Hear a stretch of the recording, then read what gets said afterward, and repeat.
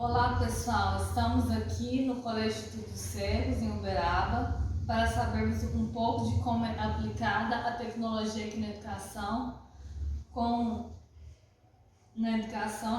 nessa instituição educadores para os alunos que estudam aqui. Bom dia, Demar. Bom dia. Qual que é o impacto da tecnologia aqui no Instituto Cegos?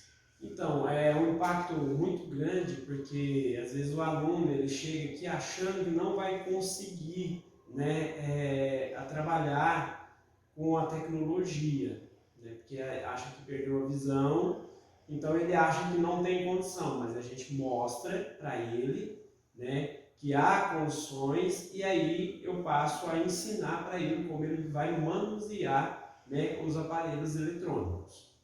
Quais as plataformas usadas aqui da tecnologia? Aqui nós usamos Android, né, que é por telefone, que a gente faz a adaptação para o aluno. Nós trabalhamos também com iOS, também, que é o do iPhone, né? E trabalhamos também com a plataforma Windows, que é no computador. Como que a tecnologia é aplicada aqui pelas crianças, adolescentes e adultos? Então, a gente faz adaptações a aluno, né? Então, por exemplo, nós temos um leitor de tela, por exemplo, no computador, e esse leitor de tela, ele faz aquilo que os olhos da gente não vê. Então, ele vê toda a tela. Então, através de comandos e atalhos, né, que a gente ensina ao aluno. Agora, na questão do celular, é um leitor de tela também, que a gente instala e a gente adapta o celular ao aluno. Então, por exemplo, ele tem uma dificuldade, né? Eu vou ver qual que é a dificuldade dele, eu vou adaptar para ele fazer aquela ação que ele quer fazer em cima das dificuldades que ele tem. Para concluir aqui, qual que é para finalizar aqui, o que você achou do nosso trabalho aqui feito aqui na instituição dos cegos? Acho que é bom a gente estar expandindo e mostrando isso, né, para a população, para que essa população ela possa buscar mais a instituição e como ela é divulgada fora daqui, então nós temos, né, todo esse acervo aqui para atender essas pessoas que às vezes nem conhecem a instituição, então isso é muito bom vocês estarem aqui para mostrar também esse nosso trabalho lá fora. E é isso, pessoal. Muito obrigada, Demar. Opa, precisando, estamos aqui. Todos usam a tecnologia, principalmente a tecnologia da informática, que é muito utilizada na educação hoje. E qual que foi os benefícios assim da tecnologia aqui? A tecnologia permite que você, mesmo tendo deficiência, possa acessar o celular, possa utilizar o computador, entrar na internet, fazer pesquisa, jogos infantis, né? Então, existem muitas formas de você usar a tecnologia na educação. E qual que foi a dificuldade das crianças em relação à tecnologia? A dificuldade que existe é até na hora de você implantar o sistema, comprar o equipamento, comprar material. As crianças em si não tem muita dificuldade, porque criança é muito curioso, né? Hoje as crianças têm mais familiaridade com a tecnologia do que os adultos, né? A tecnologia para elas parece que já é uma coisa que faz parte do dia a dia das crianças. Então, não há assim tanta dificuldade. E qual que é o feedback que as crianças dão para os professores em relação à tecnologia? Eu acho que as respostas que as crianças dão é a interação, né? Que pode acontecer com a tecnologia, melhor compreensão das coisas, né? Acho que aí a tecnologia ajuda muito. E é isso, pessoal. Muito obrigada, viu, Felício? Eu agradeço. Obrigado. Olá, Sejam todos bem-vindos. Sou Fernanda de Souza Moreira, aluna do curso de Pedagogia pela UFTM, e hoje estou com a presença do Sérgio Henrique Marçal para estarmos abordando questões relacionadas às tecnologias no ambiente escolar. Poderia, primeiramente, se apresentar brevemente sobre o seu histórico profissional? Olá a todos que nos assistem. Eu sou graduado em Psicologia em 2006, me graduei em dezembro de 2006 pela Universidade de Uberaba. Ainda nesse mesmo ano, concluindo a universidade, eu iniciei uma pós-graduação em Gestão Estratégica de Pessoas, que veio a ser o meu primeiro vínculo de trabalho numa consultoria a empresas do segmento do agronegócio em gestão de pessoas em todos os seus vieses de treinamento e desenvolvimento, a recrutamento e seleção, cargos e salários, que veio seguida da minha próxima experiência profissional, que foi no campo do cuidado de pessoas com deficiências, múltiplas deficiências, autismo, deficiências intelectuais, físicas, síndromes, paralisias cerebrais, numa oportunidade, uma ocasião em que eu fiz uma especialização em neuropsicologia para melhor avaliar essas crianças. E por fim, o meu campo definitivo de prática profissional, que foi o cuidado de pessoas com transtornos mentais graves, que se iniciou em 2010 pela Prefeitura Municipal de Uberaba, quando eu vim a ser admitido como psicólogo contratado. Nesse mesmo ano, assumi a coordenação clínica desse serviço, a gerência, na ausência do gerente em férias, que foi se tornando definitiva, uma vez que essa pessoa veio a falecer. E em janeiro, então, de 2011, eu me aprovei num concurso público para passar de profissional contratado para concursado efetivo. E de 2011 para cá, o meu trabalho passou a ser gestão em saúde mental, gestão de política pública, onde a gente vem implementar uma série de serviços de saúde mental, como residências terapêuticas, leitos de saúde mental em hospital geral e uma série de outras ações, obras públicas também nesse segmento. E atualmente eu estou licenciado do meu vínculo de servidor efetivo, me demiti, me desliguei do vínculo de diretor, que eu passei a ocupar após 2011, e tenho me dedicado à gestão de um hospital psiquiátrico na cidade, vinculado à Universidade de Uberaba, à docência no ensino superior, no curso de psicologia e as atividades de psicologia clínica no consultório. Como pai e professor, poderia nos falar as dificuldades que teve durante o período da pandemia e com o uso da tecnologia no ambiente virtual?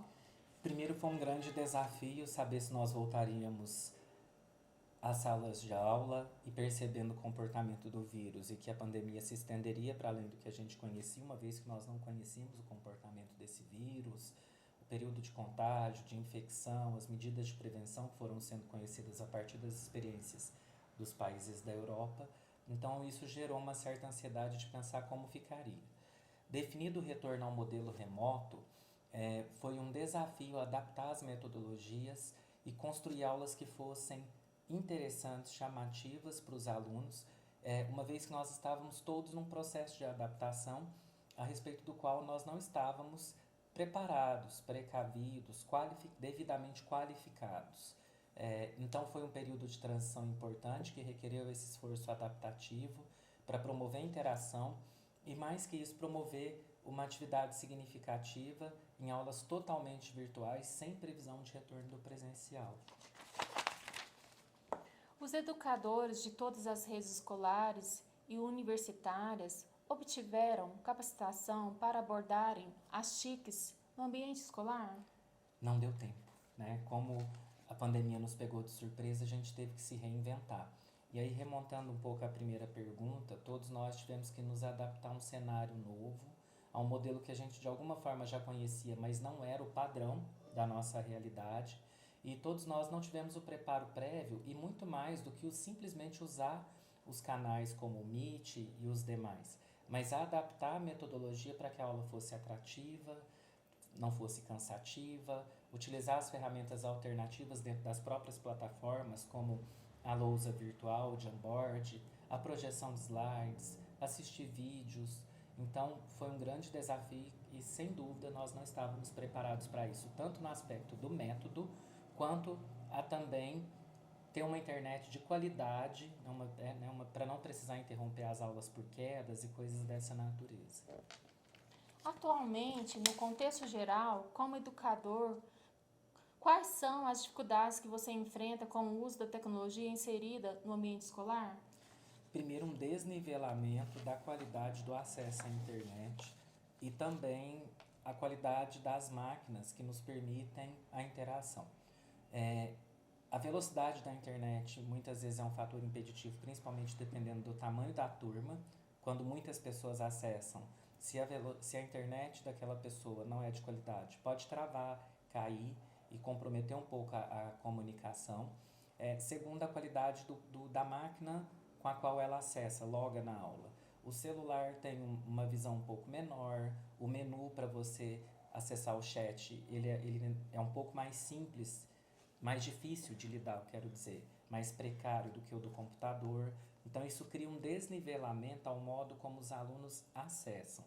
E também o uso inadequado da tecnologia da informação e da comunicação para finalidades que não são necessariamente construtivas e que educam, que promovem conhecimento, a informação rápida, instantânea, de conteúdo muitas vezes pobre, imagens e textos e vídeos curtos, que fazem com que o aluno vá perdendo a capacidade de leitura, interpretação, de raciocínio crítico e lógico.